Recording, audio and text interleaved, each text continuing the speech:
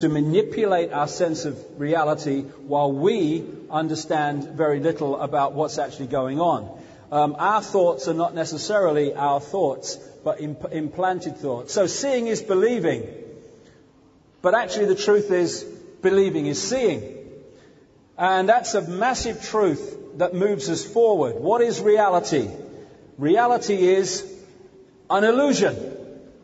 The only place this world exists is in our heads, and even our head, if you go on to another level, is an illusion. We are consciousness. We are infinite consciousness.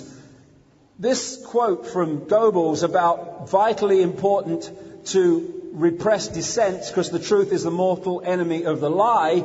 Now we're entering the area of the biggest lie and the most important lie in terms of the few controlling the many indefinitely. And when we realize the nature of the lie, we can then take control of our lives back, collectively and individually. We are not this body. I'll get more into that as we go along. We are consciousness. We are consciousness that is connected to an ocean of consciousness we call infinity. We can perceive life as a droplet in an ocean. Oh, I'm just little me. Oh, what power have I got? You know, I was born in Leicester. I was, and I went to school, and now I've got a job, and I'm a droplet. But you can perceive that, and you will create a reality that reflects the way you see reality. That the perceived reality becomes the experienced reality. But if you perceive yourself not as a droplet, but what happens when you put a droplet in the ocean, there is no point where the droplet ends and the ocean starts. The droplet is the ocean is the droplet. We're all one infinite consciousness. Now, when we perceive life from that point of view, the last thing we think of is we are powerless. Is that we have to look outside of ourselves to be told what to think. And so the whole conspiracy at its really profound foundation level is to hold us in a bubble in which we are operating on a fraction of who we are. And they use the physical body, again I'll come into this in more detail, to be the block on us being multidimensional infinite consciousness that cannot be manipulated. We are energy, awareness. People call it consciousness. My favorite word is awareness. We're awareness. And, you know, these can be photographed. We call them auras, but that's just one level of our infinite energy field. And we are not the body. The consciousness works through the body, which is nothing more than a biological computer, fantastic as it is. And when we leave the physical body, even every form of life, that's a fingertip. This is a plant, energy, life force. Everything has the life force. And when that's withdrawn, or withdraws, then the physical side of it, which is a biological computer, disappears. What the Illuminati want to do and have structured society to do is to make us identify who we are with the computer. I'm David Icke. I was born in Leicester in 1952. No, that's the experience I'm having. I am infinite consciousness. There are very different perceptions of reality. This thinks it's small and insignificant. This knows that it's everything, like we all are. But if you can be held in the perception of the physical body, the computer level, then you can be controlled very easily. Now, I had an experience over the last week. My mother died. She was in her 80s. And I went up for the funeral. And I was asked if I wanted to go and see my mother in the coffin. Now, I would have said, no, I want to remember her as she is. But something said to me, go. So I went. And there was my mother in this coffin. And next to her was a massive blown-up picture of her with a big smile on her face, sparkle in the eyes. And I looked at my mother in the coffin, and I looked at the picture. That had no life. That was full of life. That was my mother. That was the computer with my mother gone. And the difference between the two was so profoundly obvious. Because when we take a photograph of someone, the photograph also picks up these unseen levels of consciousness. The sparkle in the eye, the warmth, the vibration coming off you. It picks that up. And that life that was in that picture, what was in my mother for 80 odd years, was that part of her that withdrew. And I'm glad it did, because that computer was causing her endless pain and misery. That withdrew and is now back in the land of forever, the land of consciousness beyond human sight, for reasons I'll come to. And this is how we have been misled on purpose, so that we perceive who we are and who others are with a physical form, when that's not what they are at all. Do we perceive people on the moon in spacesuits as being spacesuits? No, we perceive them as what is in the spacesuit.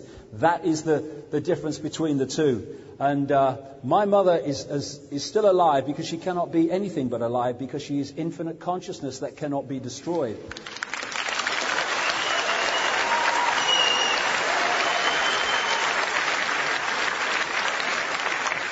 Now, this is a symbolic picture. There are now endless accounts all over the world of people who've had what we call out-of-body experiences, where they leave the body when the body physically dies, and they're looking down on their body, and when they're revived, they can tell the doctors and the nurses what they were doing and saying when they were apparently dead. They also talk about going through a tunnel and seeing people who've gone before. Now, what is another common theme of near-death experiences is people say when they've left the body and they are looking and perceiving this world from another perspective, they have massively expanded consciousness. So much so that they can perceive their entire physical lifetime in almost one thought. We're perceiving it in a series of thoughts going through what we call time. They're just perceiving it all in one thought, something that they couldn't even conceive doing when they were in the physical body. And what this physical body does is it limits the vision and perspective of consciousness. And we start to identify who we are with this physical world and with this physical body. Now, if you control the information that this level of us is implanted with from cradle to grave, then if consciousness starts to identify with the physical body as who it is, and disconnects its perception of being interdimensional and infinite, then it's going to get its information to get a fix on who it is and what's happening in the world through this information. It's not going to get it from out here through intuition, through knowing. It's going to get it from here. So if they can control that, they are literally programming a computer to see the world in the way that they want us to see it. And that's what they've done. The idea is to keep us in the 5-sense reality, because they control that. And that's holding us in the level of the computer. This is a symbol of this tunnel that near-death experiences constantly talk about, where they're moving from this reality into another reality beyond human sight. Because we think, and I say we, I mean most people, we think that when we look through our eyes, we are seeing what exists in the space we are looking at. In fact, we are seeing through physical sight an infinitesimal fraction of what exists in this space. We're seeing a tiny frequency range accessible by 5-sense sight. Now, according to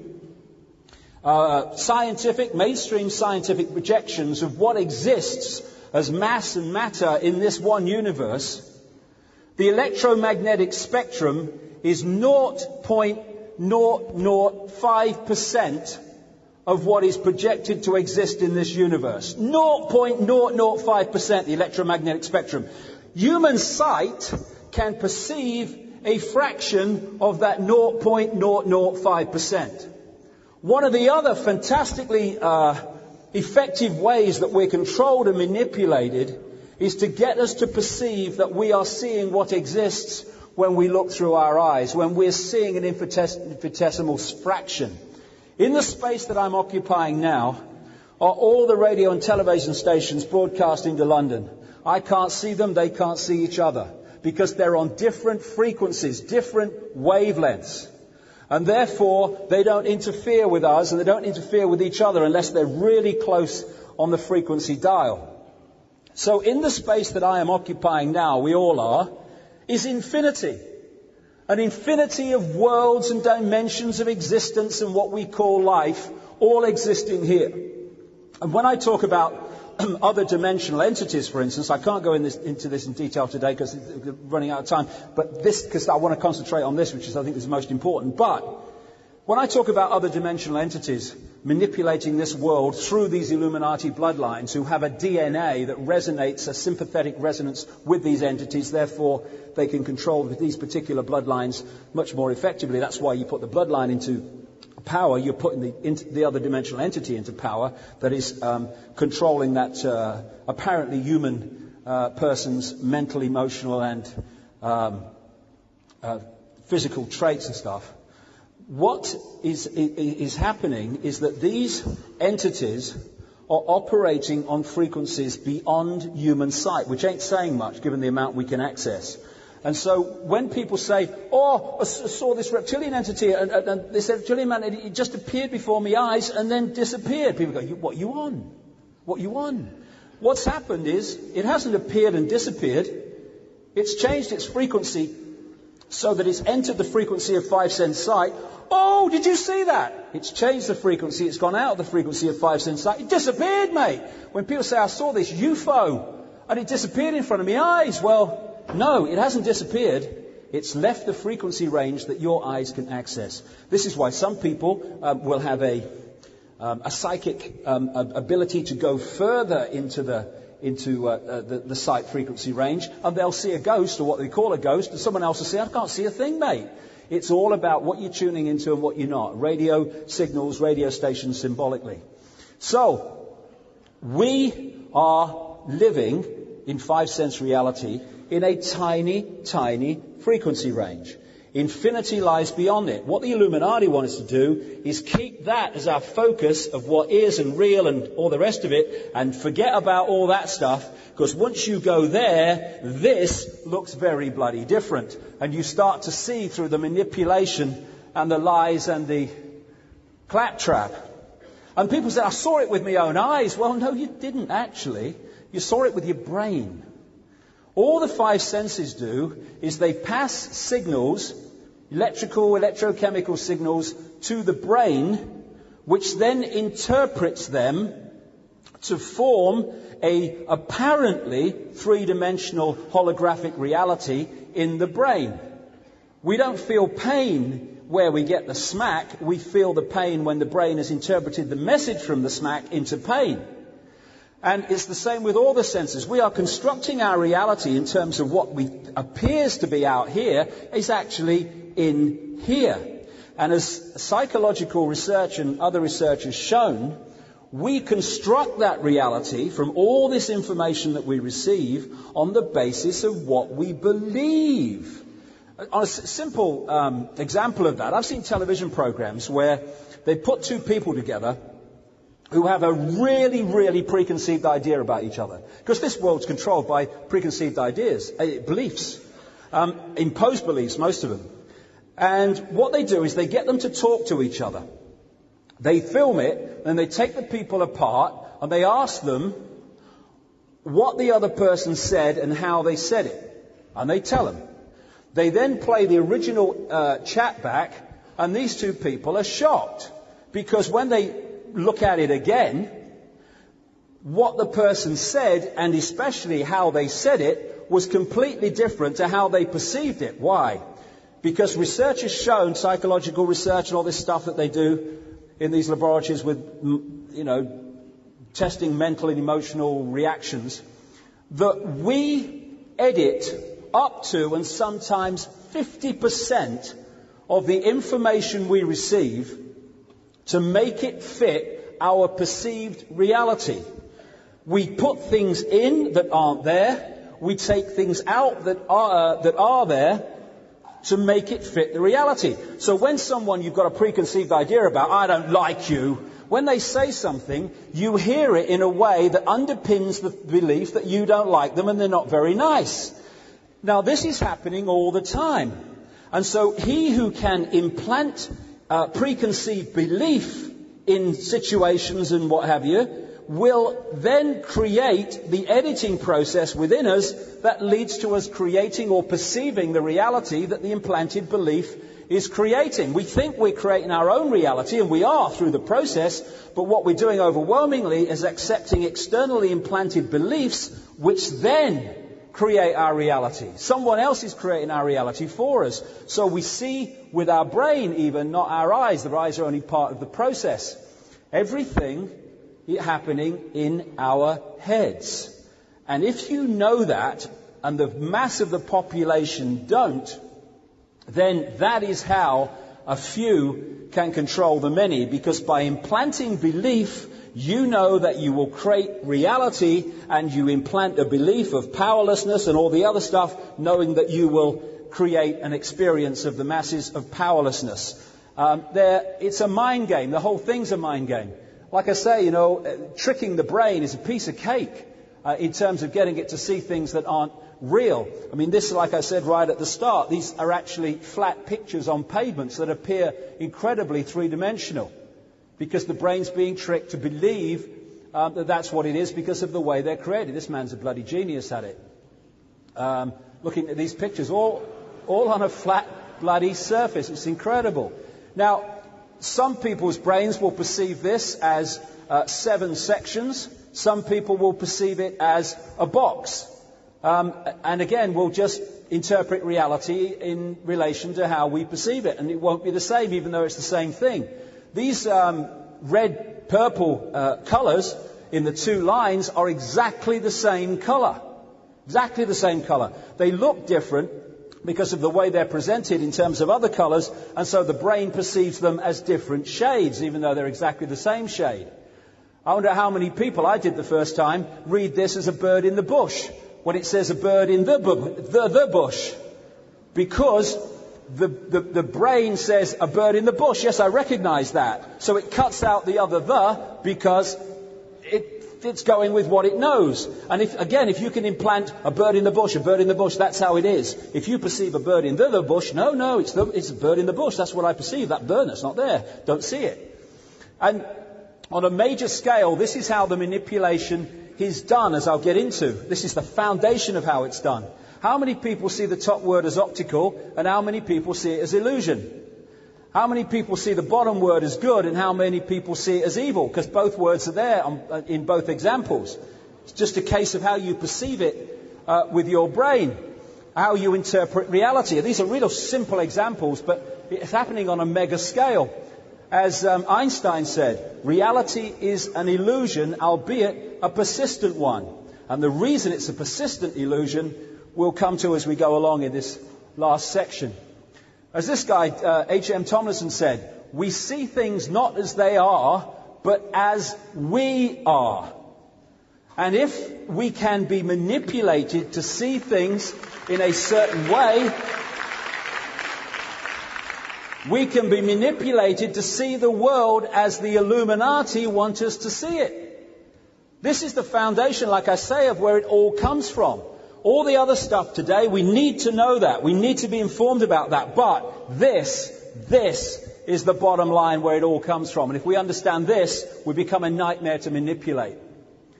I've been kind of thinking about this and researching about this for years. And then in 2003, I'd finished the book Alice in Wonderland and the World Trade Center disaster. And I said, look, if I'm going to go further into this and see the next levels, I've got to go into other levels of reality. Not in some dream, did I dream it, what happened, but I've got to go in conscious awareness and see beyond this realm and into these other dimensions that interpenetrate it like radio stations. And as synchronicity would have it, I got an invite at that time to go down to South America and talk to a group in the Brazilian rainforest and partake of something called ayahuasca. It was very nice.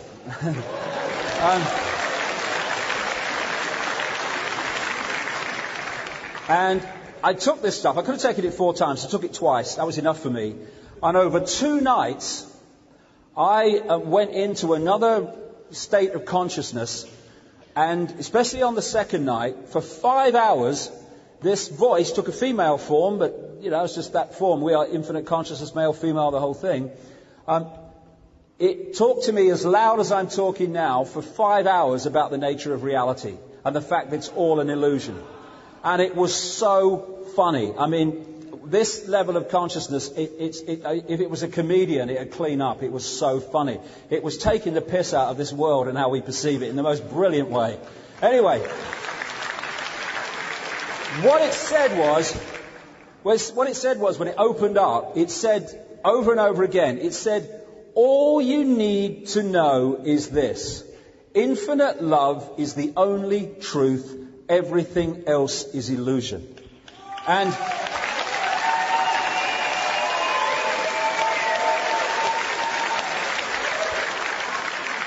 put another way, everything being one infinite awareness is the only truth. Everything else is the imagination of that awareness made manifest.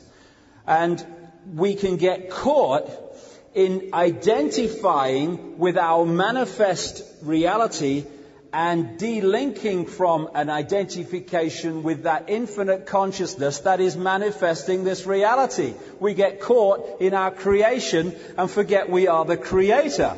That's what we've done here. We've got locked and identified with what we are creating and what we're experiencing instead of what we are. So, the illusion and the nature of the illusion is one, if not the most important secret truth that has been passed on the top level of the secret society network, taken from that ancient society, global society that understood the nature of reality, and it has been passed on ever since through that structure, while sucking it out of circulation, by ridiculing it, by condemning it, by saying it's the devil, and using mainstream religion to destroy it in the public domain because the devil is involved in this stuff. And this is how it has worked. And we've lost an identification with who we are. Oneness. Infinite consciousness expressing itself through this at this time and through everything else. We are not individuals in that sense. There is not a vacuum between us. There is an energy field. We are all one. The Illuminati want us to identify with division. Because in perceiving division, we perceive this to be who we are. And that's why the whole pressure, you look at society, you look at the whole gamut of it, all the advertising, all the communication, everything, it is making us and it is enticing us with 5 sense reality. It's all about what we can see, entertainment, what you can taste, oh, isn't it lovely, what you can touch, oh, she's nice, and all this stuff. It's all about the 5 senses and holding us in the 5 senses. It's not there's anything wrong with that. It's a lovely experience. I've tried it. It's good. But if that is our entire perception instead of that is me having an experience but I am infinite consciousness, we start identifying with the 5 senses as who we are, then we are the fly in the spider's web. And that's why we've got caught. And that's why they've wanted to take out this knowledge in every way possible. But it's coming back. And it's coming back fast. This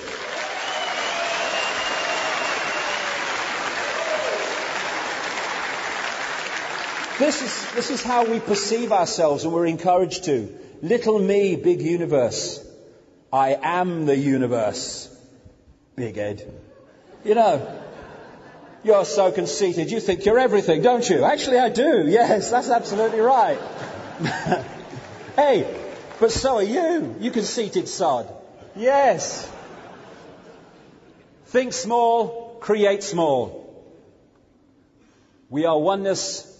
They want to keep us in division. Now, The way they do it is get us to identify with the computer, and that's what it is. This is a biological computer. And after that experience with the ayahuasca and stuff, I came back and I started researching all this stuff from a scientific point of view to see if there was any correlation. When you get away from mainstream science that's taught in the schools and all the stuff, and you get into the cutting edge of science, you find that scientists have already understood that reality is an illusion. And they've already started to understand at the cutting edge that this is a biological computer. Now, when I wrote my last book, Infinite Love is the Only Truth, Everything Else is Illusion, when it was finished, the writing stage, and it went off to be designed as a book, I came across this article by Russian scientists who had got together with geneticists and linguists and many other different disciplines to try to understand, wait for this if you haven't come across it, what the 95% of DNA that scientists call junk DNA, because they don't know what it does. This project was to try to find out what it did. What's it there for? I mean, was God taking the piss or what? I mean, I'll throw 95% of DNA here for no reason. That'll confuse the buggers, yeah. And science being science, because it doesn't understand it, then it calls it junk DNA, as if it's got no purpose. It's just junk DNA. There's no reason, right? Well, what this scientific project with the Russian scientists discovered and concluded was that the body, in its words, is a biological computer. I nearly fell off my chair. I thought I just wrote that a week ago. Anyway, this is a photograph on the right of an experiment done in a Paris hospital where the acupuncture points were around the body. They were injected with a dye that could be photographed. And this photograph is of where the dye went down the acupuncture meridians lines. Now, when I looked at that, the first thing that came to me was that's a bloody circuit board. And what they found is that when these lines of energy, what they call meridian lines and chi or chi energy, when it's moving through the body slowly or too slow for its natural balance, people get ill. When it is moving around the body at its optimum speed, people are healthy. Why? Because what the energy is information passing around the computer. And this is the first time in known human history when we can really start to perceive the situation, because we have computers, we have television. And years ago, when they thought computers and television, never even thought they were possible or even perceive what they were, try explaining this. But now we have the symbols to understand and to explain it. When the computer is not working very well, in other words, it's unhealthy, what do we say about it? We say, my bloody computer's slow today. Exactly. And that's what happens to us. The information is passing around too slowly. Therefore, the body is not in its optimum state. So the body's a computer, and we are occupying the computer, but we are not the flipping computer. That's the point. We use computer language. When you get a computer virus, I've had one, and it starts off that everything kind of slows down because it starts to imbalance the flow of information. And it gets worse, and it gets worse, and exactly what happened to mine about a year ago. It won't even switch on. And what do we say? Hey, my computer's died. Exactly. And this is what happens when we have what we call death. We don't die, sodding computer does. And then when the computer goes off and switches off so it just operates on tick over mode, we say the computer's in a sleep state. Yes, same with us. When our consciousness goes off to other realms and we have things called dreams and stuff. And we have something called Norton antivirus. And its job is to destroy viruses and isolate them when they enter the computer to keep the computer healthy. We have a Norton antivirus in our computers. We call it the immune system, that does pretty much exactly the bloody same. Now, Norton antivirus will keep your computer healthy until a virus comes that it can't cope with, or it's overwhelmed, or it's not working properly. Our immune system will keep us healthy until something comes along it can't cope with, very rare, or more often it has been undermined by all the shit we drink and eat, and all the pressure and electromagnetic pollution, and also because it's overwhelmed by the number of things that are being fired at it. And then we become ill, and eventually the virus gets so bad we die, or the computer does. This is a guy called William Sheridan. He is one of these people who have had organ transplants and mysteriously, though it's not, taken on the personality or some personality traits and some aptitude traits of the donor. He was in a hospital in New York waiting for a heart transplant. And to kill the time while he's waiting to go into the operating theatre in the days before, however long it was, he took an art therapy course in the hospital, in his bed. And the top is the kind of pictures he drew in his art therapy course before the operation. Pretty much as bad as I would draw. I'm a terrible drawer. Anyway, when he had the heart transplant, he comes back into bed to recuperate, and the art therapy course continues. And what he found, to his art therapist's amazement, was he was suddenly drawing much better pictures, intricate pictures, something he was absolutely incapable of before. What happens in heart transplants and organ transplants is the donor's family very rarely meet the recipient. But on this occasion, he was doing some promotional work as a result of his operation to encourage more and more people to donate organs. As a result of this work, he met the mother of the donor, young man who died and donated the heart. And he said to her the obvious question, was your son interested in art? Oh, yes, he says. She says, he's crazy. He was crazy about art. He said from the age of 18 months, he wanted art materials more than he wanted toys. He was, really into art in a big way. And what has happened here, and the doctors and stuff are going, yeah, and we know it happens, but how it happens we can't understand. Well, we are, at the body level, a computer.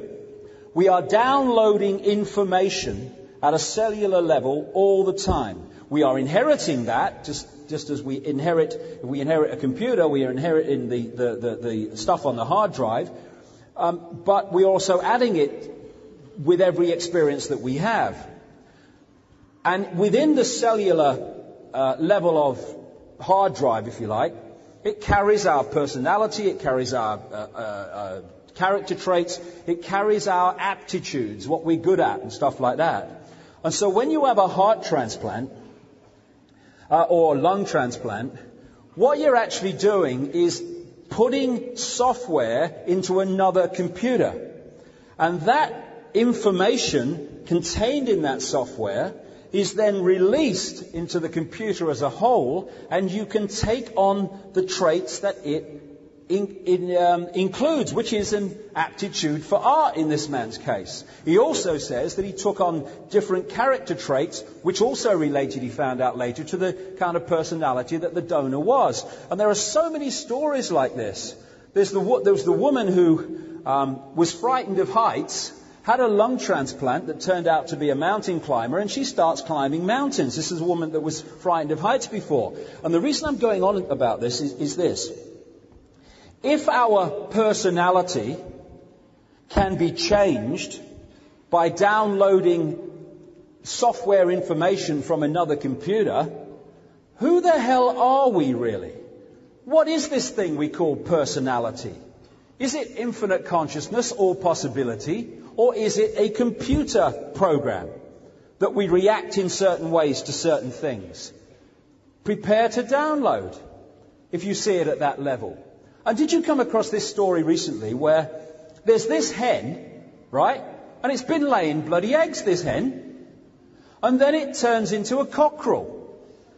It starts getting that thing on the head that cockerels have, and it starts crowing in the morning.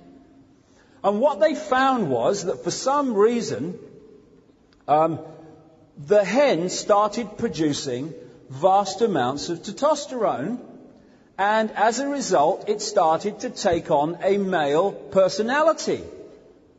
So, if the difference between being female and being male is an particularly chemical makeup, then how can we say, I'm a woman? No, you're not. This is a woman. This is a man. We are infinite consciousness. And we identify with this when we are this. We are identifying with an electrochemical computer process and thinking that's who we are. René Descartes came out with this French philosopher and thinker and all this other stuff. And he came out with this famous line, I think, therefore I am. Well, I would take it one stage further. I'd say, I compute, therefore I am, on this level, not on that level, on this level. Because electrochemical changes, even externally implanted, can change our personality dramatically. So, what is our personality? There was that lady, you come across the story, a couple of years ago. She had been in clinical depression for 40 years. After 40 years, she'd been institutionalized and all this stuff. And then someone said to her, can you remember if anything happened around the time you went into this deep depression? The only thing she could come up with was she had something like 19 mercury fillings. So she went and had the mercury fillings out, went on a mercury detox program, and after 40 years, her clinical, untreatable depression disappeared. Now, her personality for 40 years has been a manic depressive, but that wasn't her, it was a chemical process. So how can we identify with this as being us when it can be so changed by a simple chemical process? People like Paul McKenna, when he takes people, for people watching this DVD in other parts of the world, Paul McKenna is a guy who, at the start of a TV show, will have people who are frightened of spiders or frightened of heights or something. And at the end of the show, he'll bring them back and they'll either not be frightened anymore or be a lot less frightened. What is he doing? He's going into the computer program that says, I am frightened of spiders, I am frightened of heights. He is wiping the computer program through various means which take out that character trait, which is nothing more than a piece of software, and suddenly the personality has changed. So, if we identify with this as us, we're identifying with a programmed computer. And what the Illuminati want to do, and why they've structured society as they have, is to program the computer, so A, we identify with it, and B, its program makes us react in the desired fashion. This is why the way out of here is going beyond the program. We see things not as they are, but as we are. It becomes more and more obvious. We are oneness, infinite consciousness, infinite awareness, but we are encouraged constantly to see ourselves in terms of division. And our reality is in our head when we think it's out here. Out here is just a mass of frequency fields and vibrational fields which we are interpreting and decoding as the reality that fits our belief, our programmed belief. What the human race is suffering from is mass hypnosis. That's where the real level of this conspiracy comes. Mass hypnosis. When I was researching my last book, I went to a few hypnotist stage shows to watch how they worked and stuff.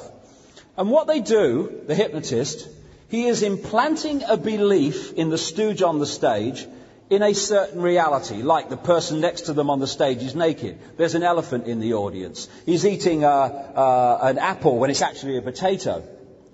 And what happens, because of that implanted belief, the program interprets reality to fit it. So the guy's eating a potato, but because of the program, it's an apple. His brain interprets the message not as a potato, but as an apple. Therefore, the guy thinks he's tasting an apple.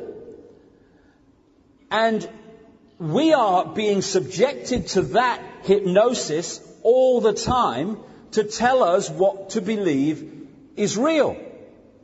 And I've seen people on stages, they smell things that aren't there. They see things that aren't there because the only place they exist is in their head, and if their head believes it, they will manifest that reality within it. And we talk about people waking up. Humanity is starting to wake up. Exactly what they're doing.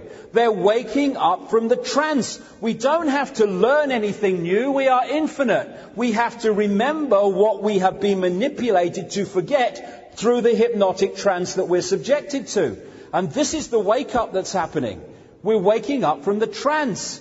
The elephant in the living room. The reason people don't see the obvious, that is obvious to people who've started to wake up, hey, I can see it now, is because the program is telling them something different. The reason they can't see the obvious is the same reason that a computer will not do something you want it to do if it doesn't have the software downloaded to do it. And when we start to wake up, we start to see the obvious. My God, why couldn't I see it before? Because you were asleep. This is humanity. It's in an hypnotic trance, but it's waking up. And what the Illuminati are desperate to do in this Orwellian state they're trying to impose is to keep us, A, asleep, and if they can't keep us asleep, then keep us controlled when we're awake. Now, this is a wonderful book called The Holographic Universe by a guy called Michael Tolbert. And I'll get into the holographic stuff in a minute, because that's important. Why do we see things in 3D? Because that's what we create in our heads, but I'll get into it. But he tells a wonderful story in this book, which really sums up where I'm going here. He says that his father had a party at home, and he got a stage hypnotist along to do party tricks. He got people to do all the usual stuff, and eventually he's got this guy called Tom, and he's got him to do various things by implanting belief, which he then takes to be reality. And towards the end, he said to Tom, when I bring you out from to a waking state, you're not going to be able to see your daughter in the room. At the same time, the hypnotist leads the daughter to stand in front of the guy, so he's looking in her belly. He then brings him out, and he says, can you see your daughter in the room? And he looks around, he says, no, she's not here. He's looking at her belly. The hypnotist went behind the daughter, and he put his hand in the small of her back and said to Tom, who's there on the other side, I'm holding something, Tom. What am I holding? Well, he was bemused because it was so obvious. He's holding a watch. He says, there's an inscription on it. Can you read it? He leans forward. He reads the inscription. His bleeding daughter's here. And people would say, that's impossible. That's ridiculous. That David Icke would say that. It's so stupid. But it's not. Because the only place that scene existed in its three-dimensional, this is a physical word form, was in his head. Therefore, implanted belief, no daughter in the room. That implanted belief will not read the energy field of his daughter. It just won't read her because it perceives that she's not there. There's nothing to read. Because in this holographic movie that we create in our heads, the daughter is not there in belief. She's removed from the scene, and you can see what's behind her because it's all an illusory holographic scene in our heads where we interpret reality to suit our belief. It's got so silly that we look around, and I understand it, but because of the way we interpret reality and we take fields of energy and frequency fields and decode them into a apparently physical reality, we look at the world that we live in, and my goodness me, does it look solid? Does it feel solid if you smack it? Yeah, but it can't be, because it's made of atoms. That's what scientists say, it's made of atoms, yeah. Well, an atom is as least solid as you could come across. It's just what, from this reality's perception, although nothing is, it's just empty space. As one scientist said, if you take the atom to be the size of a cathedral, then the nucleus in the center of it is about the size of a 10-cent piece. On all these different electrons going around the nucleus and all that stuff, they're infinitesimally small compared with the space that they're occupying. The atom is empty. It's as least solid as you can get. And if you go deeper and deeper into the nucleus and deeper and deeper into the electron, you find that they're bloody empty as well. They're illusions. So how can empty atoms create a solid world? Only when we decode reality in that way. And in identifying who we are, not experiencing, it's good. You know, Leicester City nearly went down. We've had a good season at the end. It's great. I enjoy the things that go on in this world to an extent. But if we identify with who we are with them and this world, that's when we get caught in the prison and get caught in the web. What they do with when they're making holograms is you have a laser beam, and part of it will get diverted to go across the object you want to photograph, these holographic pictures that are apparently three-dimensional. Another part of the laser beam will go pretty much direct onto the film. The other part of the laser beam will come in, having passed across the subject that you're photographing, and then the two parts of the beam will collide on the photographic film. And what they do, it's basically like dropping two pebbles in a pond, and then the waves go out, and as they pass over each other, they create what they call an interference pattern, which is a wave representation of where the two pebbles fell, how far they fell, how fast they hit the water. It's a wave representation of that. And what they have when they're creating holographic pictures, which are apparently 3D but aren't, is they create interference patterns on the photographic film where the two parts of the laser beam come in and collide. One carrying the vibrational image of the subject that's being photographed, the other one coming virtually direct. And so that's what you see on a holographic film. It's apparently a meaningless wave of lines that mean nothing. But you fire a laser beam at it in the right direction, and suddenly that meaningless, what the hell is it, becomes a three-dimensional vision to you. And that's what comes out of the wave pattern. And in the same way, we are decoding vibrational fields like the interference pattern into holographic reality in our heads. Holograms can look incredibly solid, and we can feel them and experience them as solid when we look at them. That's a hologram too. These are all holograms. That's the moon. But one of the things that happened when I was lying on this mattress in this darkened room in an ayahuasca state is the moon came up, and this voice starts going, the moon, the moon. Poets wax lyrical to the moon. Illusion. And then he said at one point, do you think that's the earth you're lying on now? Illusion. All happening in our heads through our perception of reality and other things which I'll come to. All the things that we look at are holographic representations which we're decoding from energy fields into holographic illusory reality. These are holograms, the Earth and Saturn and stuff. And the brain is incredibly more sophisticated than the process of creating these holograms that you're seeing here. This is a computer image of a city, generate image of a city. Again, looks three-dimensional, even though it's not. And that's what we're doing all the time. Creating or interpreting, decoding energy fields in the brain into a holographic reality. We see them as buildings and street scenes and people, but outside of us they are energy fields, because that's what we are, that's what everything is, energy, consciousness, awareness. What we're actually doing in this world, in effect, is experiencing a virtual reality game. where we're looking into a world and thinking it's real, when it's just an illusory reality that we're creating in our heads. Now, one of the amazing characteristics of holograms is that every part of the hologram contains a smaller version of the whole. If you get a holographic print and you cut it into 4, then you put the laser beam on each of the 4 quarters, you don't get a quarter part of the picture, you get a quarter-size picture of the whole picture.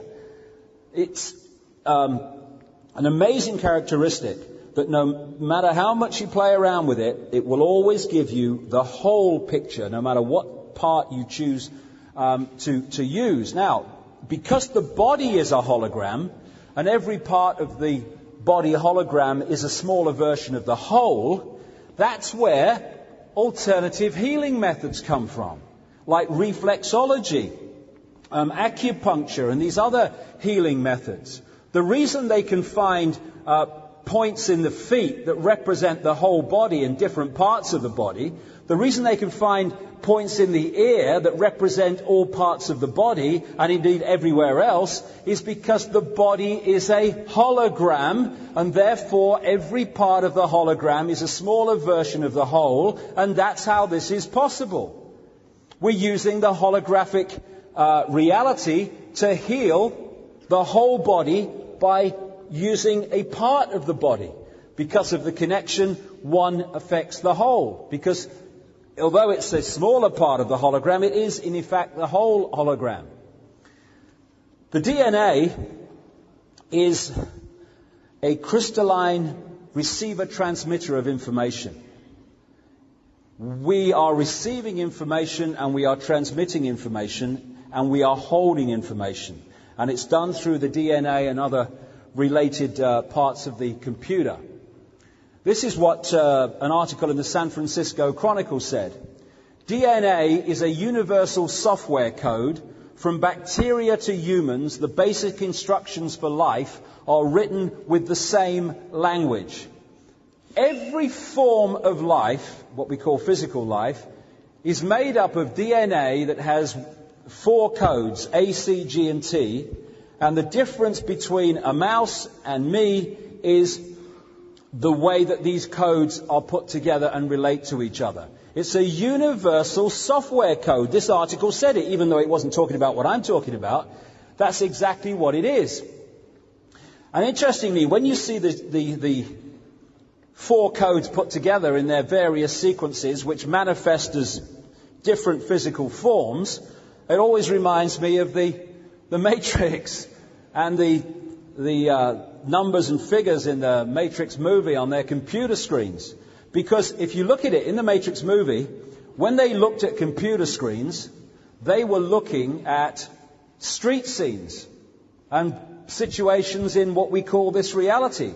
Because they were decoding the mathematical codes of what they call the Matrix, the illusory reality, to see, like we do, to see a reality that we think is a world. We are a computer at the body level decoding these things and creating this reality in our heads. Interestingly, television is based on the same thing. This guy, Jean Fourier, he developed something that became known as Fourier transforms, which was basically a mathematical understanding which allows pictures to be taken, turned into a frequency form, broadcast from the transmitter, and then decoded by the television into pictures. You know, in this room now where I'm standing are all those radio and television stations broadcasting this area. Maybe Friends is on now, or maybe it's the news. But I can't see the bloody news. I can't see Friends. But if I get something that can decode those frequencies that exist here, I can suddenly watch Friends or the news, or I can listen to the radio. It's decoding those things into something that is tangible to us. That's what we're doing through the brain. The same thing, decoding frequencies into a reality that we think is around us, but is actually only in here. The Matrix. This Matrix is this illusory world that we get caught in. And what is the Matrix? I've done a lot of thinking about this. The Matrix, this reality that we're experiencing, is a holographic version of the Internet. There's a very interesting and very pertinent question which people ask. I asked it myself many times. All right, mate, we're creating our own reality. All right, okay, yeah. Then why can I see the same light that you can see?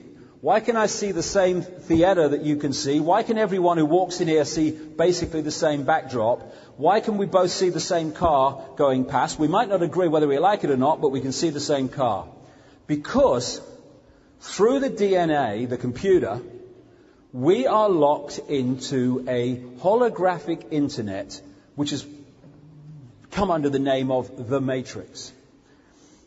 When you log onto the internet in China or South Africa or America or Britain or anywhere else, you might have a very different computer, i.e. race, whatever you want to call it, but you are logging in to the same collective reality.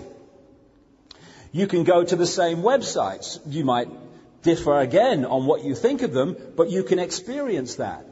You can go to sports websites. In terms of our reality, you can enjoy sport and play sport.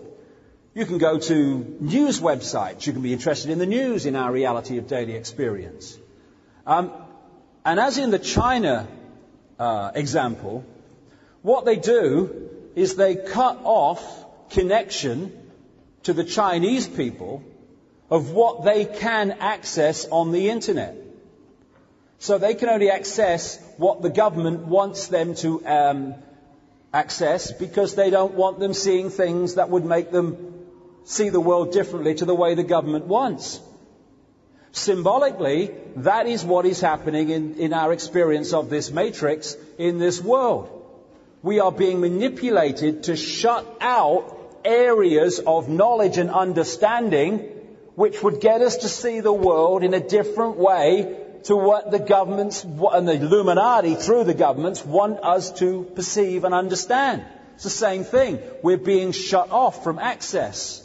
So we're receiving through being logged in through the DNA, etc., the computer, into this collective reality, this holographic internet.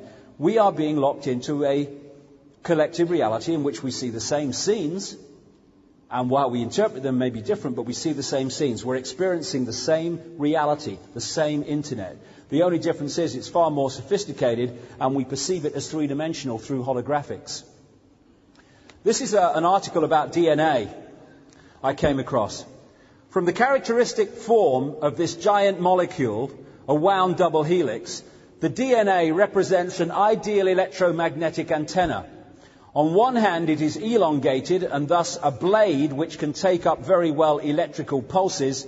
On the other hand, seen from above, it has the form of a ring and thus is a very magnetical antenna.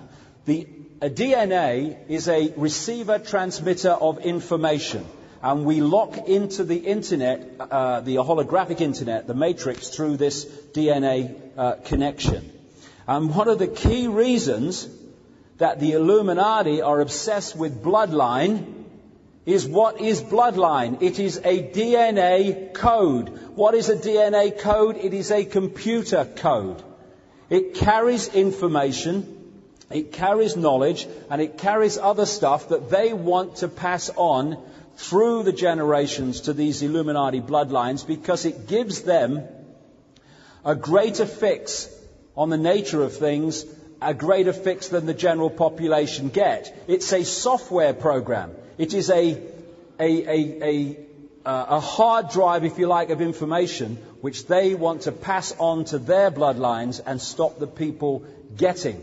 And they therefore have understandings, natural understandings and natural connections that we don't have. And it's through this software program, which is in itself, it is a frequency, a particular frequency, that they connect to these interdimensional beings, entities, that through them manipulate this world. They're operating on different frequencies, but they're manipulating this one through these Illuminati bloodlines, because it's all about tuning in to frequencies, etc. In the same way, we are transmitting information. There's the matrix holographic internet, and then there's also the other internet, the alternative internet, which is us transmitting from the DNA to each other. This is one way that we come up with this thing about telepathy, where someone thinks something and someone next to them says, I was just thinking that. There has been a connection, a broadcast and a receiving, and therefore the same thought appears to both people. The 100th monkey syndrome, where they found that once a certain number of a species has learned something new, suddenly many, all or a vast number of that species can suddenly do whatever the few have been taught or learned spontaneously without being taught. They just know how to do it. How do they do that? Because those that have understood or learned something new, they transmit that knowledge. They don't know they're doing it, but they're transmitting it all the time because we're transmitter receivers. Other members of that species pick it up. If it's a monkey, the elephant doesn't pick it up. Other monkeys in the same species pick it up. Why? Because they're operating on the same wavelength of that species, the same DNA code transmitter receiver frequency. Therefore, that species picks up the new knowledge and not another species that is operating on a slightly different frequency. And that is why when people start to change their frequency by beginning to wake up, they start to lock into the frequency on which this knowledge is being transmitted by people who are already aware of it and learning about it and waking up to understand it. And suddenly they start to get the knowledge of what's going on spontaneously. They don't have to, read a book or anything. They just know it because they're now starting to pick it up. And this is why we are in a wonderful time at this point that we're experiencing, because the 100th monkey syndrome within the human species is beginning to kick in. And people are starting to spontaneously pick it up and tune into it.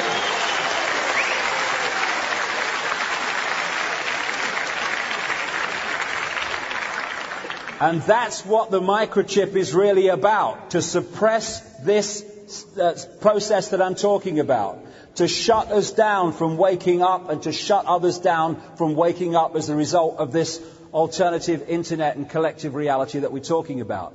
Now, the 95% of DNA, they call junk DNA, kind of funnily enough relates to about the 90-odd% of reality that people, scientists say exists that we cannot perceive. And the real meaning of this other junk DNA is that connects us to other levels of reality.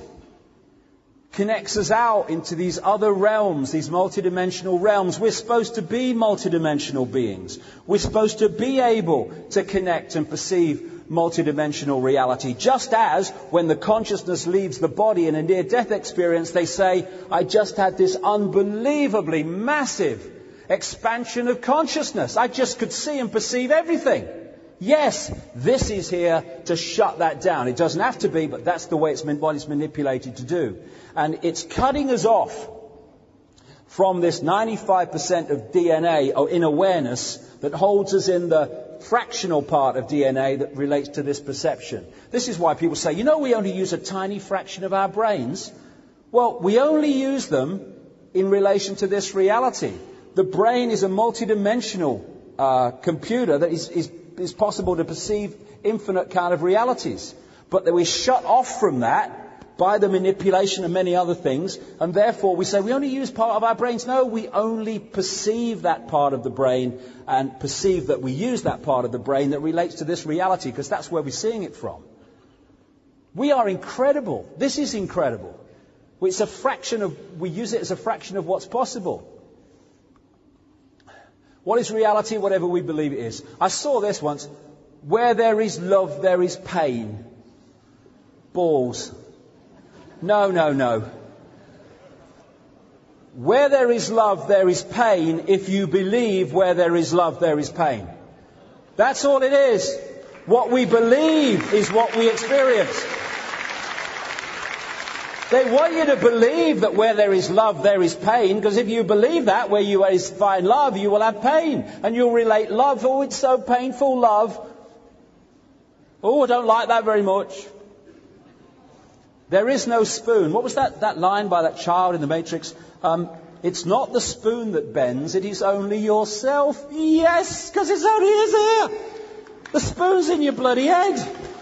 Therefore, we perceive it bends. The spoon don't actually bend because there is no frickin' spoon except as a decoded energy field in our head that takes a holographic form. All these things. It's a miracle. No, it's not a miracle. It is the natural process of infinite possibility. You perceive it is a miracle because you are perceiving from the point of sense of constant total limitation. Therefore, anything that happens beyond your sense of limitation becomes a miracle. Not a miracle. How can you run through fire and not get burned just because you programmed your mind not to perceive that you're going to get burned? Because an illusion can only burn an illusion if you believe it can. Otherwise it can't. Believe something else on a deep level and it will not unfold. Because we are consciousness. It's a vibrating field that we decoded in our heads to be a holographic, apparently physical body. How can it be harmed or be burned? Except if we believe that is the way it works. It's all belief, all perception. William Blake said, if the doors of perception were cleansed, everything would appear to man as it is, infinite. Exactly. And if we reach that point where we cleanse the doors of perception and we remove the implanted limitation and sense of who we are, then we are not, I think, therefore I am. We are not even, I compute, therefore I am. I am, therefore I am. We just are. Everything just is.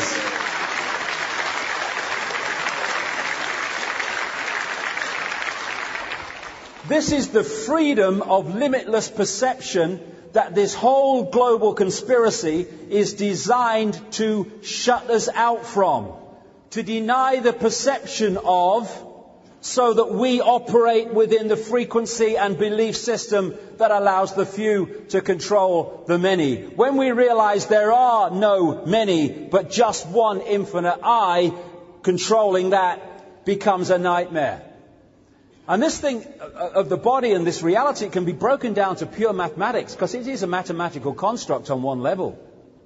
Can be broken down to numbers. This is why we get kind of numerology and how these sequences of numbers, and this is why the Illuminati play with numbers, like I've mentioned briefly, but there's enormous detail to go with that on another occasion. The DNA, it all breaks down, everything breaks down into numbers on one level, and the codes and the frequency fields that it works with. Again, the DNA can be broken down in numbers, A, C, G, and T as they call them. They're the matrix numbers.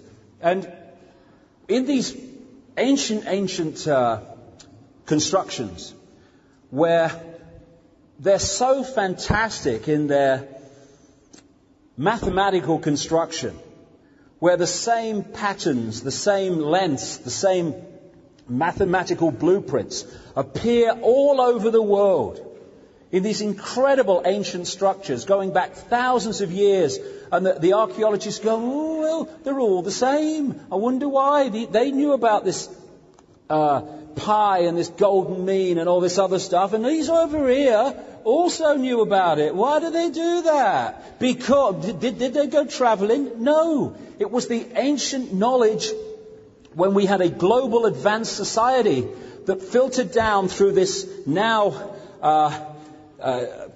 disunited global society. But it was the same knowledge, and they built in the same way because they had the same mathematical knowledge. And they understood the nature of architecture and how you can manipulate energy fields and how you can create different realities by using numbers and all this stuff. And this is why the Illuminati, to this day, construct their major cities and focal points with these street plans that I was talking about earlier.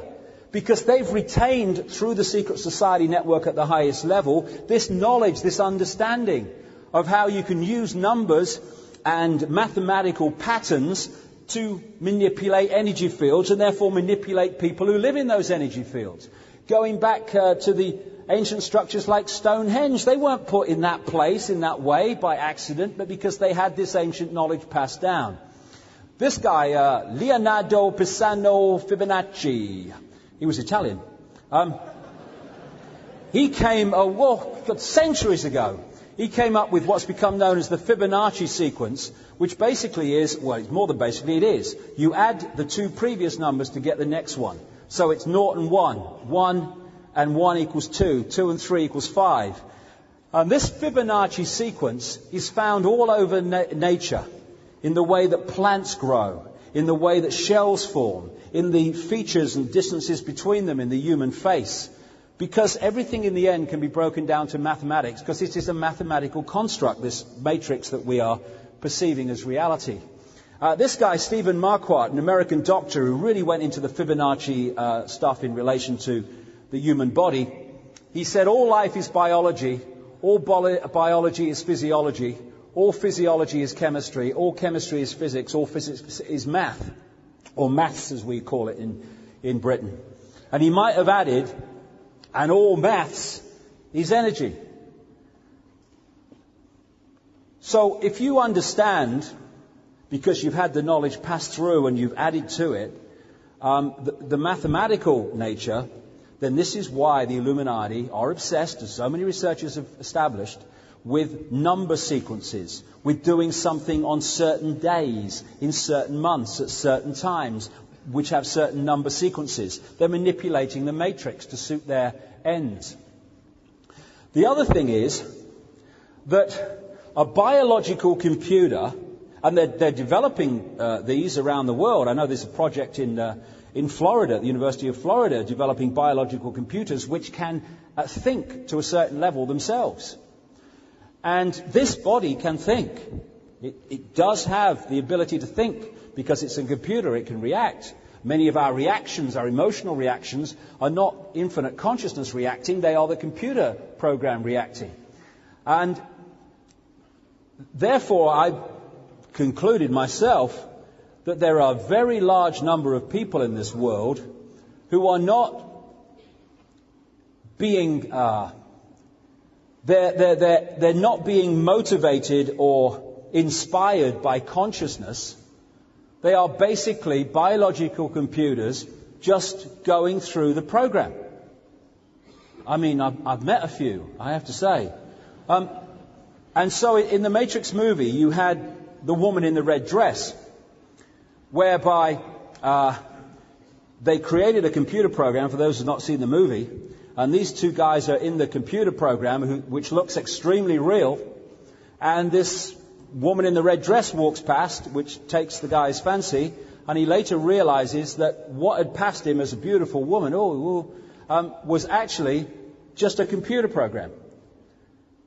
But he perceived her as human and like everyone else. And I think there's a lot of people in the world who are so detached from their consciousness that basically they are biological computers passing through what is called life, and the computer is doing the thinking, it's doing the reacting. And they, of course, hold up banners saying peace is war and get a brain, morons. You know what I mean? They're the kind of people, because consciousness would intervene there and say, don't talk such nonsense. And so for me, there are kind of three basic types of people in the world. There are people who are basically the biological computer operating the reaction process. There are people who are connected to consciousness, but they are so identified with the human body that the computer basically drives the bus, although consciousness can intervene. And then there are the people who are now waking up, and they're becoming multidimensional people, connecting again to the infinite consciousness that they are. And they are perceiving this world from here, while those caught in the illusion are perceiving this world from here. In short, these people are in this world, but not of it. These people are in this world and of it, because that is their level of perception. So, this is why people who are in the mode on the right-hand side are looked upon as crazy and mad and strange by those who are on the middle and on the left, because, not so much on the middle, but definitely on the left, it's because they are perceiving reality from such a different point of perspective that to them that is crazy, because that's what they are programmed to believe and the way they see the world. And so the reaction to me when I started talking about this stuff was mass ridicule. But because of the wake-up, it's changing, because we don't have to stay controlled by the computer. We can make a decision for consciousness to do that. And, and for me, I call them the red dress programs. For me, a lot of these Illuminati bloodlines, if not all of them, are biological computers following a program. And the program's in the DNA. And they're not really in charge of events.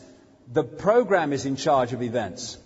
And that voice, the female voice in the ayahuasca state, was talking to me about all this and talking about the nature of reality. And it said to me this, because it did most of it by asking rhetorical questions.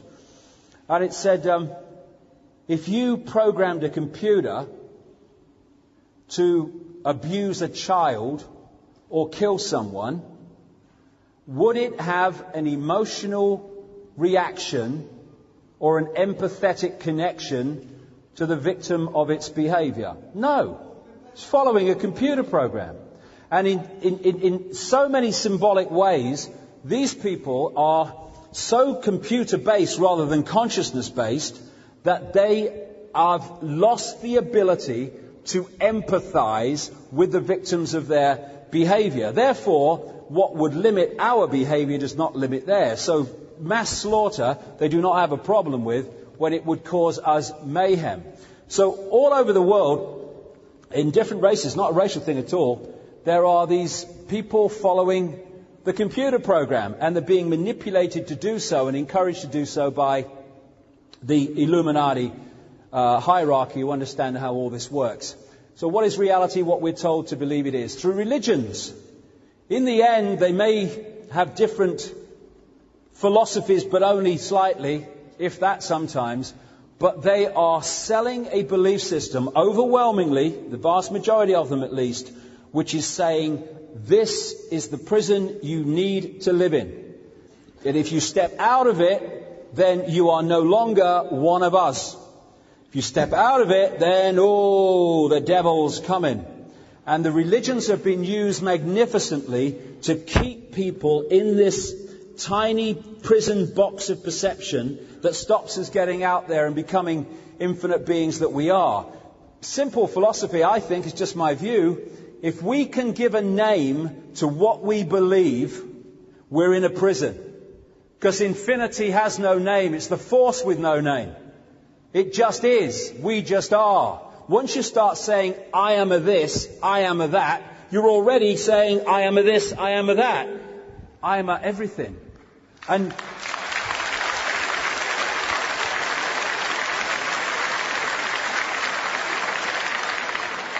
somebody said to me the other day, well, you've got to believe in something. Yeah. You know why you've got to believe in something? Because you can't bring yourself to believe in everything. So you have to substitute that by believing in something.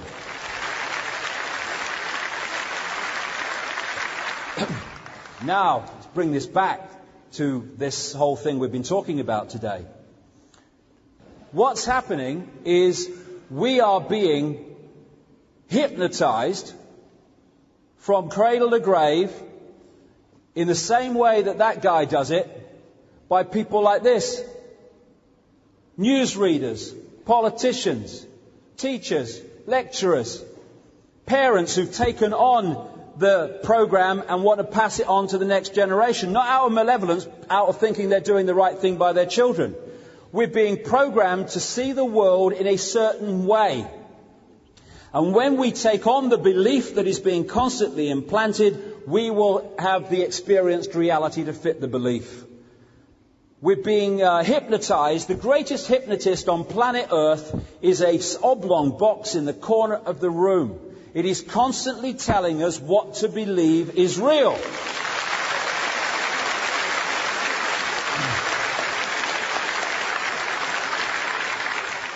And you know, when you're watching television, you go into a brainwave state that is akin to being in a hypnotic trance. And so much is fed through that system subliminally as well as actually to get us to see the world in a certain way. They want to manipulate what is in our heads so that we see the world they want us to perceive.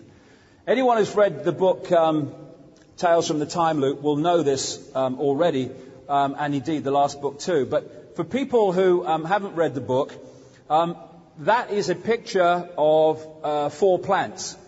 Except that, in the middle of it is a massive and, when you realize it's there, clear subliminal. And for those who haven't seen it yet, and 95% of people don't, look between the plants and you'll see the word S-E-X, sex. Now, when I show you that picture, for those that didn't see it, when I show you that picture again in a few minutes, not only will you be able to see the subliminal word sex, it will be the only thing you can see. Why? Because that which has been subliminal comes to the conscious mind, where the conscious mind can see it and perceive it. This is why this information we've been talking about today is so important. Because it takes the subliminal manipulation and it brings it to the conscious level, and now people who are aware of it, they read the world like a book compared with what they did before. I can see where they're going with this. I can see what you're doing there. You want that outcome. You start to get control of your reality back. But they're trying to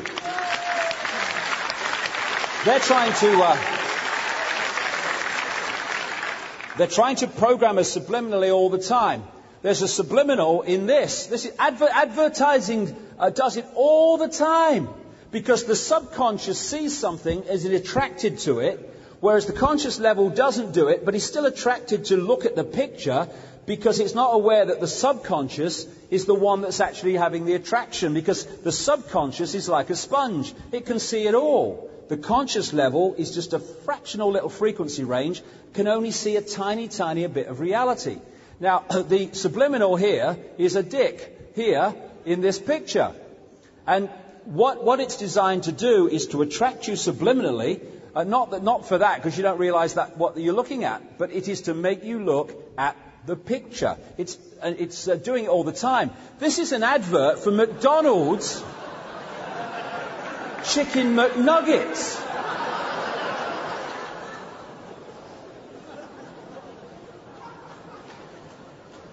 Now, I've seen a lot of chickens, but...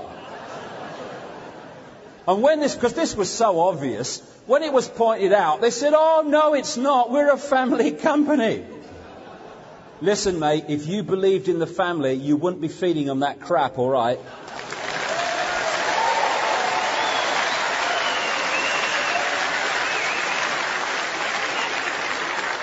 This actually happened in the Gore-Bush election, the first time Bush was not elected.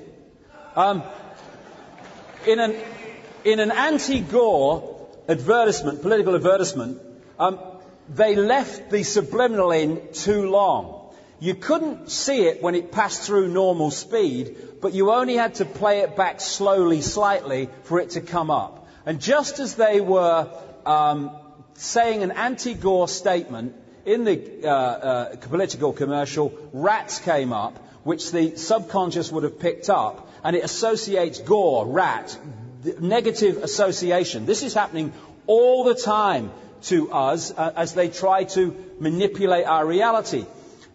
Time magazine, when they were really anti-Gaddafi, when they were trying to demonize him. Whatever happened to him? I thought he was a danger to the world. Was he gone? Is he still alive? I don't know. What's happening? We've got new monsters now. You have to keep up with it. Anyway, on his face, subliminally, which has been pointed out in this book where this picture comes from, on his face, subliminally, obviously not like this, you see the word, when you look at it real closely and blown up, the word kill and the word sex. Sex is used a lot to attract consciousness subliminally to look at a picture that they will then absorb. And then kill there, oh yes, kill Gaddafi, almost get him. It's all subliminal. Interestingly, when we had these embedded reporters, embedded with the people that they were reporting about, therefore very, very easy to suppress what they were reporting in terms of the bigger picture of what people needed to know, they became known in the Iraqi invasion as embeds, embedded reporters, embeds. What do advertisers and others call subliminally implanted messages? They call them embeds.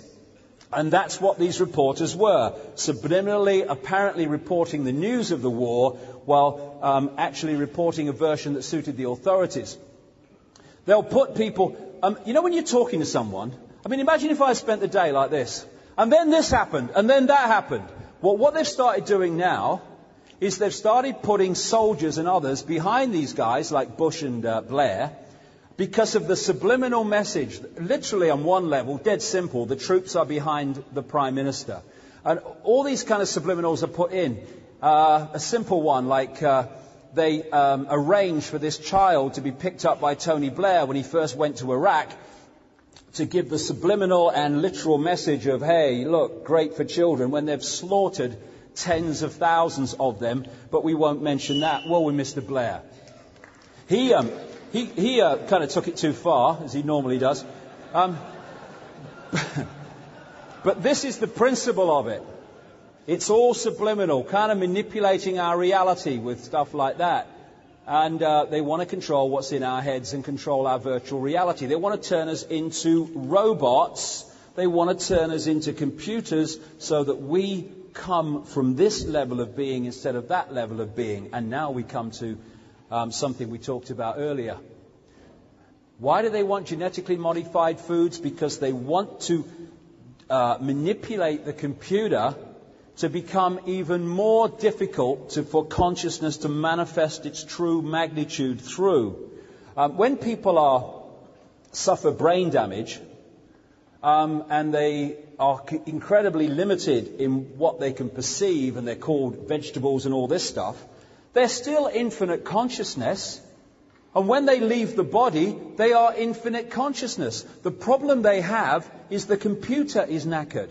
And so consciousness cannot manifest itself through the computer, just as when you're trying to, do something on the computer. It doesn't matter how computer literate and brilliant the guy on the keyboard is, if the computer knackered, it's knackered. There's nothing you can do. Same principle, same symbolism. And what they're trying to do now, with all this stuff I'm going to talk about in the next little sequence, is to suppress and imbalance and destabilize the computer to an even greater extent, so that the waking up process that we're now in cannot manifest itself through the computer into this level that they are manipulating and seeking to control. That's what genetically modified food is about.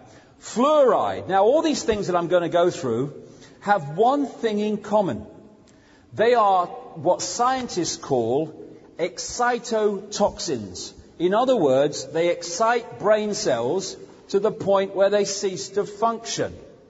The electrochemical process of the brain and the body, which manifests as our emotions, as with the example of the mercury in the case of the lady that transformed her personality, they are trying to destabilize that electrochemical balance so that this computer will not allow consciousness to manifest its true genius into the world that we are experiencing. Fluoride is an excitotoxin. Vaccines are having the same effect, and of course they affect the brain through the mercury and other ingredients, which is why certain vaccines and combinations of vaccines have been associated with things like autism. It imbalances the electrochemical balance of the body-brain. That's the idea. Aspartame is an excitotoxin. Exactly the same repeating theme. It affects the way we think. That's why he was involved. He's obviously had a lot. Then you come to the electromagnetic pollution that we're being subjected to. That is also not by accident. It is because of the effect it has on the electrochemical balance of the body and our ability to manifest consciousness into this matrix reality in its full magnitude. Chemtrails and all this stuff. I go into this in my newsletters and stuff. The heart program with these radio signals being bounced off the ionosphere and filling this reality with a radio frequency electromagnetic soup. That's all to do with suppressing our ability to function, as is the tetramass system and all these others. And this is why, as I said earlier, we have to start realizing that while there are pressure groups for all these different things, all roads lead to the same force, because they're all different strands in the same agenda of suppression. The microchip is the piece de resistance. See, I can speak Italian. See, that is why they want the microchip inside us. The brain is the central processing unit of the body computer. It filters and processes all the information traffic. In a computer, the central processing unit is a microchip. What they want to do with the microchip, the real reason, is they want to hijack the electrochemical processes of the body so that they can intervene in the way that information traffic is communicated through the body. Therefore, affecting the way that consciousness can manifest itself through thought, etc., out into this reality as behavior, understanding and wisdom. They want to shut us down. That's what the microchip's about. That's why that guy with a patch on his chest said, if people say no to one thing, say no to the microchip. Because that is the robotic agenda, turning us into robots on a real literal scale. What they want to do is hold us where we've always been in recent times, in the eggshell. Hold us in this computer-level sense of reality we call the five senses, and disconnected from the infinite consciousness that we are. And we are caught in this matrix because we operate on that level, and we perceive division instead of infinite oneness. And so what we do is, it's a thing I've termed over the years, combing the mirror. We are trying to change out there, which is nothing more than a mirror in here of our sense of reality. We're out there, we're doing this, we're doing that, trying to change this reality out there. We're never going to do it because it doesn't exist out there. It exists in here and it exists in here. If we come from consciousness.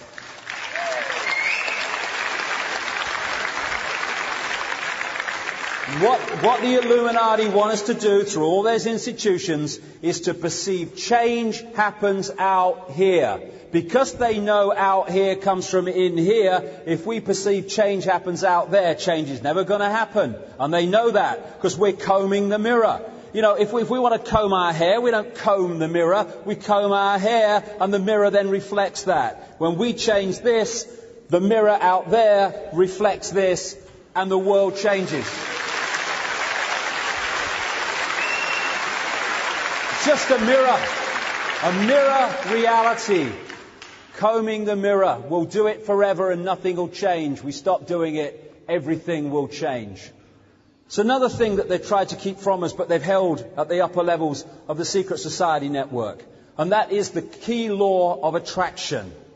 What you put out is what you get back. What you focus on is what you manifest. They know how this works. And they've used this process in a way that's attracted all the wealth of the world, basically, and all the real power in this reality, they're not power in infinite reality, into their hands. Because they understand the law of attraction. And they understand that what they get the people to focus on then becomes their experienced reality. So they get the people to focus on survival. That's the key thing. Keep them in a mode of survival, and then they will always experience a life of surviving. Have I got enough? Will I get to the end of the month? It's not that there's not enough wealth in the world. The world is infinite possibility. Money's a frickin' energy field. That's all it is. It's not enough. We've got infinite energy. What they've done is made sure that the energy we call money comes into their control, because they understand the way, the process of getting energy flows of certain kinds going in their direction. Then they manipulate us to go like that, push them away. All the time we're pushing away what we want because we don't think it can happen. Nothing ever happens to me any good. You know, everything goes wrong. You know, I'm having quite a good day today, but you watch it, it'll change. What happens? See, I told you, it's bloody changed. No, you have created that. Your reality is it's going to be shit this afternoon because it's been great this morning. Hey, it's shit this afternoon. See, I told you, you were right. There's nothing to do with you. It's just, you're so unlucky. I had this guy wrote to me years ago. He said for 16 years he kept facing the same situation, and every time he made the same, it was in different forms, but the same basic choice, and he kept making this choice. And it kept repeating and repeating and repeating and repeating, because he was creating it. It was his reality. And one day, after all this time, he was safe with basically the same choice, and he made a different choice. That situation never arose again, because he had changed his reality. There's a great line: if you always do what you've always done, you'll always get what you've always got, because of the law of attraction.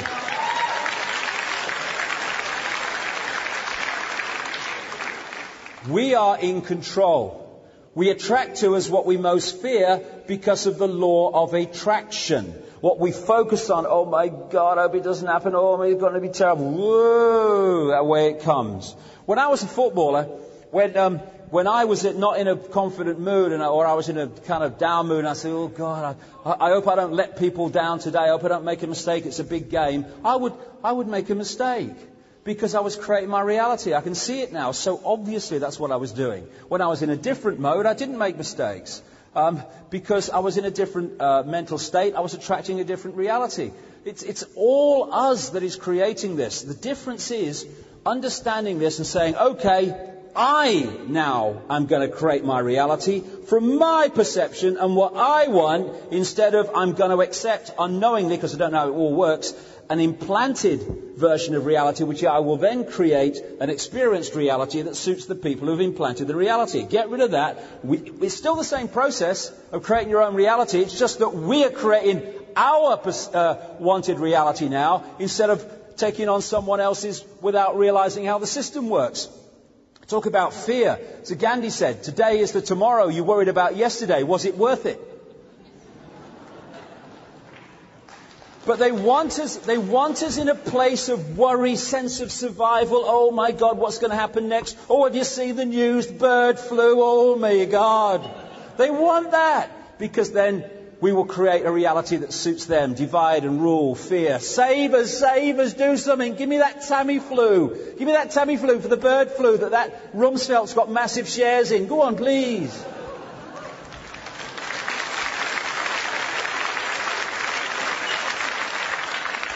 On the other way, if we put out love, we'll get love back.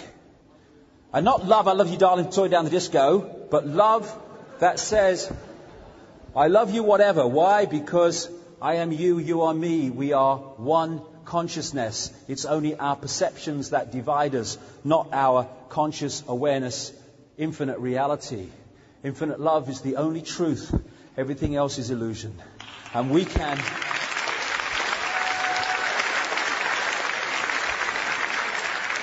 create an illusion that is a nightmare. We can create an illusion that is everything we've ever dreamed of. We can create an illusion in which we are imprisoned by the few, or we can create an illusion in which we are infinitely free. It is our choice, and it is just a perception. It will still be an illusion, but it will be a nice illusion or an unpleasant illusion, because the only truth is we are infinite consciousness. We are all that ever has been, is, and ever will be. That's not bad news on a Saturday evening, really.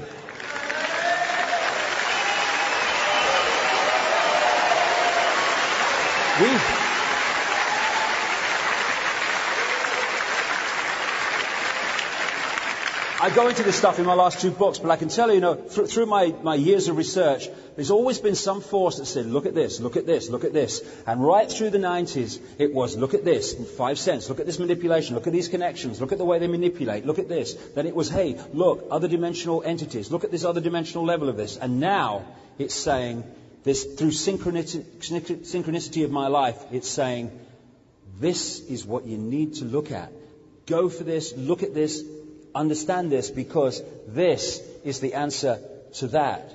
And it's all this stuff about the nature of reality, because this is where the answers lie. And this is where most researchers will not go, because they're stuck in religion. We have created this matrix. We have created this false reality by going from infinite consciousness, taking on fear, more and more fear. These are pictures, by the way, by a brilliant artist called Neil Haig, a friend of mine, who has done the art in many of my books, including the last one. He's an absolutely brilliant artist. And he's got a website you can go to and see great pictures. And this is the way we have allowed fear to create this prison based on fear, based on losing contact with who we are, based on being divided and perceiving division instead of perceiving infinite consciousness. And just as we finish, one of the things that happens, this is how the matrix works. We come into this reality, and in a world where this knowledge was universal and known and encouraged, then that situation on the left is what we would be. We would be experiencing this reality and its challenges and its great things too. And we would be connected at the same time to infinite consciousness. We would be in the world and experiencing it, but we'd know we weren't of it. We would be perceiving it from another level. What actually happens is we come into this reality for whatever reason. It could again be the law of attraction. And we suddenly get caught in this eggshell of fear. We come out of the womb and we pick it up. We start to see that, if you step out of the box or you say things outside the norm, there's kind of consequences for that. People laugh at you and kids at school and that stuff. And you start to withdraw and you start to get more and more programmed. And so you end up being infinite consciousness trapped in an illusory prison of our own creation, made up of a 4-letter word called fear and another one called lack of understanding of the nature of the world we live in, or another sentence, whatever you want to call it. And it's been a long day. That's what we get caught in.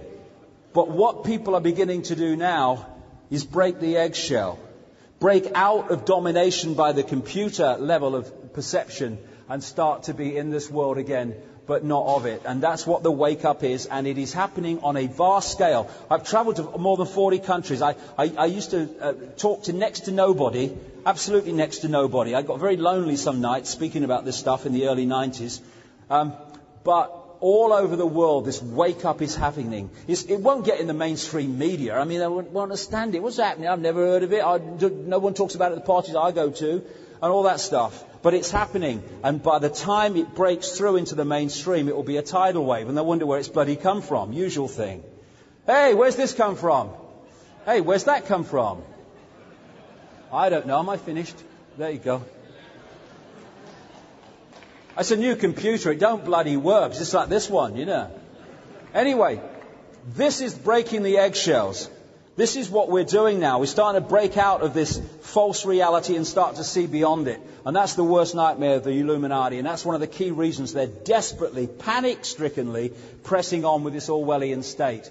Because once you break through this level of perception into the infinite level and bring that down into this reality, you start broadcasting that around on the alternative internet between DNA on the same wavelength. You start to wake other people up. People say, what can I do? When you wake up, you cannot walk down a supermarket aisle past people without affecting them on some level. You cannot do it because your wavelength starts getting picked up. We are like broadcasting a new drumbeat.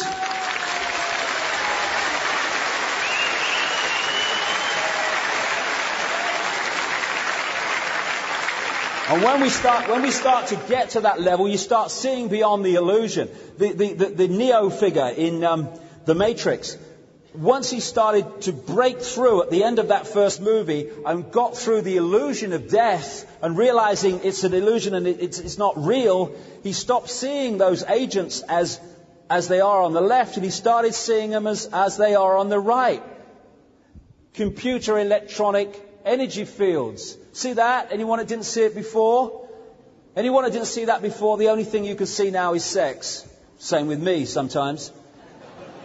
Because that which was subliminal has come into the conscious mind, no longer manipulating, clear as bloody day. And that's what this information is doing to people in changing their reality from division to oneness.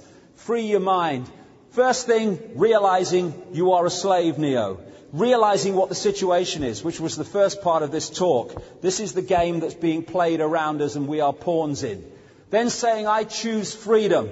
I don't want that. I am me, I am free. And then you go through this process, which most people have been through, of transformation. Hey, what happens when the transformation happens?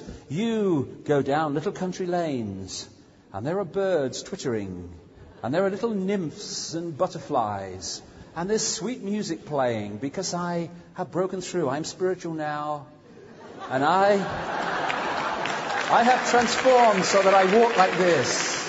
What happens in the transformation? All sodding hell breaks loose in your life. That's what happened to me. A couple of years into this transformation of mine, I thought, if this is spirituality, you can stick it, mate. This is no fun. But if you keep going and you keep doing what you believe to be right, and you keep doing what your intuition, your knowing tells you, then you come through it and you break through it and you transform your life. Yes, I've been there, mate. Morpheus, I have been there. About 3 times yesterday and once this morning. Know thyself. This is the key for me. It's the kind of thing, know thyself. It sounds kind of trite, but there's a difference between thinking and knowing. The computer thinks. The computer has emotions. They're electrochemical processes. That's why chemicals can affect emotions, and emotions produce chemicals in the body. There is another level, consciousness, beyond the program, which does not think and does not, what some American New Age people call, emote. It just knows. It knows, it intuitively knows. You see, when you access that level of infinite consciousness, infinite possibility, you access that level of infinite knowing. Infinite consciousness doesn't sit down and work things out. No, what do you think? It knows. It is all knowing. We are all knowing. Once we start to think and try to work things out, we are accepting that we are not all knowing. When we stop thinking, the first stage is think for yourself. Yes, that gets the old process moving, but it's only stage 1. The next stage is know thyself. Know anything you want to know without thinking. You just know it. We call it intuitive knowing. I just kind of knew that. Why didn't I go with my knowing? Because thought was saying, can't be that easy. You've got a mortgage, you've got a cat, you can't follow your knowing and go here. No, mate, you've got to stick in the box. And knowing is the level where we're accessing that level of us that is all knowing, all aware consciousness. And if we think that's not possible, that's just an expression of the fact we're still, to an extent, stuck in the box. Don't think you are, know you are. No, don't think. Don't stop trying to hit me and just hit me. We are in the process of trying to do something. What does that mean? We're always trying to do it. Don't try to do it, just do it. Don't think that it's as hard. And I'm talking to myself here. Don't think I'm cross-legged on a mountain here. I'm talking to me bloody self. I give myself a lecture sometimes, myself, stop trying to make it happen, just do it. Because when we're trying to make it happen, we're in the process of trying, it's not actually happening. Don't ask the question, know the answer. That was one of the great lines that was given to me in that ayahuasca experience. It's from the Matrix movie. There's a line in it where I think it was the Trinity character said, It's the question that drives you mad. And this voice in the ayahuasca state said to me, it's not the question that drives you mad. It is asking it. Know it. There are no questions to ask. We already know. And when we think we have to ask, we are all still perceiving division and limitation, when knowing knows all, and we know all, and we become the one, the oneness in awareness. Because we're all oneness, whether we perceive it or not. Whether we think we're not, we're still oneness. It's not whether we're oneness or whether we're not. It's our perception of whether we're oneness or whether we are division. And we're at a point, a fork in the road, where we can waken and start living this world from that point of infinite consciousness and transform it, because we are the world and the world is us. They're just mirrors of each other. Or we can go on the way we're going, close down computer-based reality, in which case we'll live in a global fascist state within not many years from now. My feeling is that transformation is the immovable or the irresistible force, and the Illuminati Orwellian state is not the immovable object, because it's there, because we're holding it there. When we choose not to, it'll crash and it'll all be over. And we're starting to see this. You know, there have been times on this journey when all this stuff has been going on that my optimism has waned sometimes, and I've thought, you know, I've never been more optimistic in this whole period that this is coming down. It's coming down because we're waking up. The 100th monkey syndrome. The 100th monkey syndrome is kicking in. People are spontaneously seeing it. Hey, I love Daffy Duck. I love Daffy Duck. Yeah.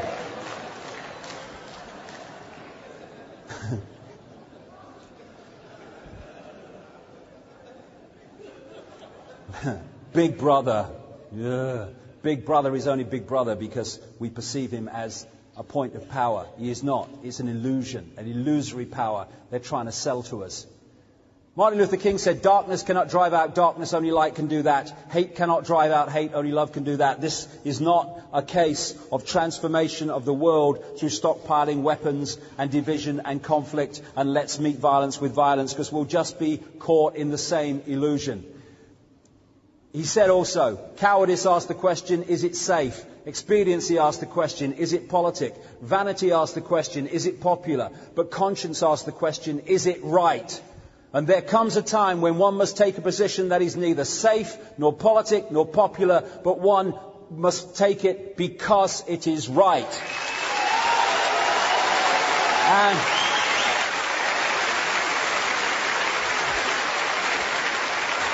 And you know, for me, one thing would change this world in a flash. If we, as a people, as a consciousness, started to do and make decisions based on what we believe to be right. Not believe that is right for us in the moment, in this superficial, oh, is it right for me? Oh, what about that job I might get if I speak out? And oh, what will they think of me? If we just do what we believe to be right on the basis of it is right, we'll transform the bloody world, because most people are making decisions out of fear or desire for ambition that is on the basis of, how do I do this that most suits me in the moment? When we go from it, what is right? Never mind what suits me, what is right? That would transform everything.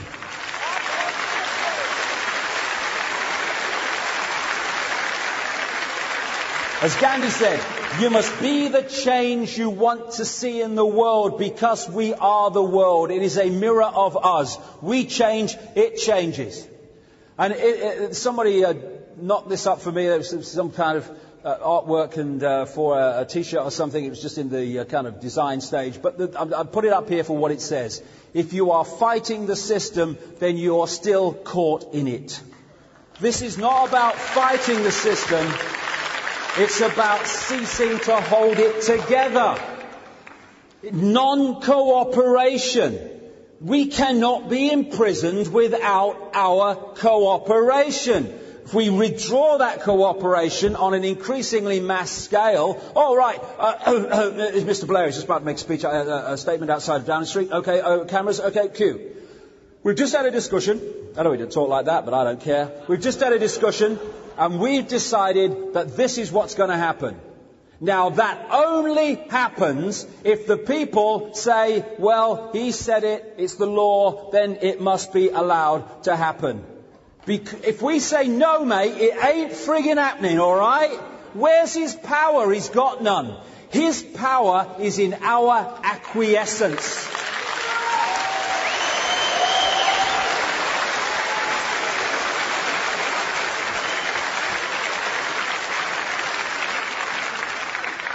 Crack the eggshell. Open the heart. Cosmic love, connection. Know who we are. Outside of the matrix. In the world but not of it. And the cards, the house of cards will crumble because that which is holding them together will have been removed. And the Illuminati and all its imbalanced, sick, disturbed world that it wants to create will simply be dissolved because we will perceive it out of existence. Jimi Hendrix said, when the power of love overcomes the love of power, the world will know peace. And I would add this, only when we know who we are can we know freedom.